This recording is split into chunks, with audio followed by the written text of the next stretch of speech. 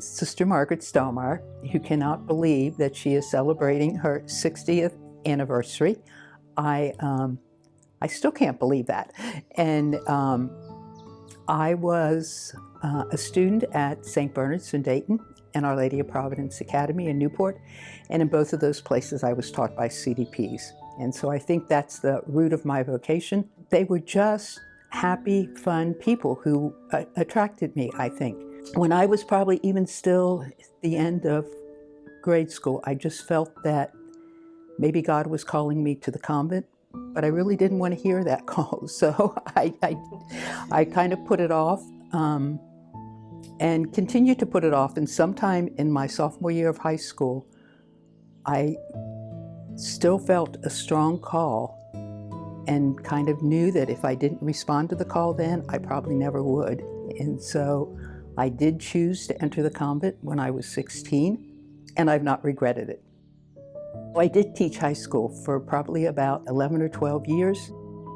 When I was 33 years old, I was asked to go to Martin Hospital and be an interim administrator. That was probably the biggest ask that I ever had in my religious life.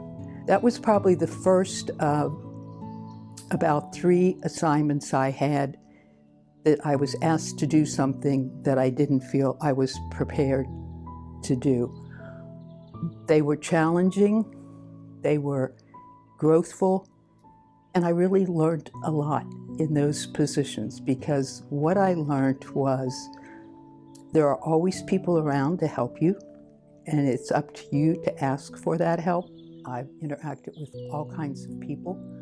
I've recognized my weaknesses and learned to depend on the advice of others, and learned that people are really generous and willing to help you if you ask them to do that. So when I try to think of what was my favorite ministry, I don't know that I had a favorite. I really don't. It's like when I was there, after I got over the rough part of being there, I really liked what I was doing, and found for the most part that it was challenging, it was life-giving, that I thought I brought something to the people. I remember when I was at Thomas More College talking to a woman there who had been there a number of years.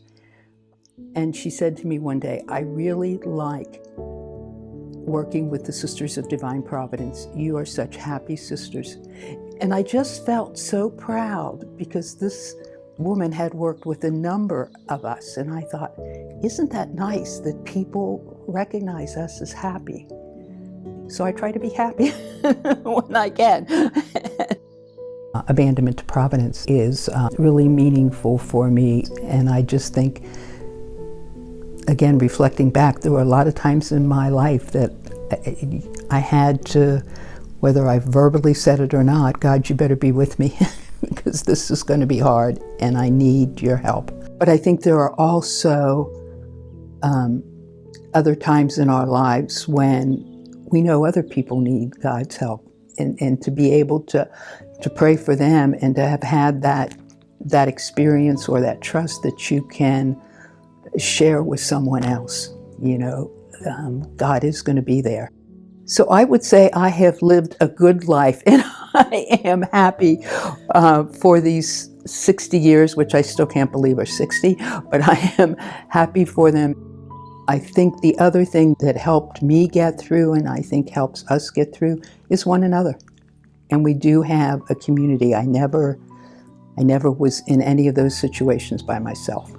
And that, I think, is really important and something to be very thankful for.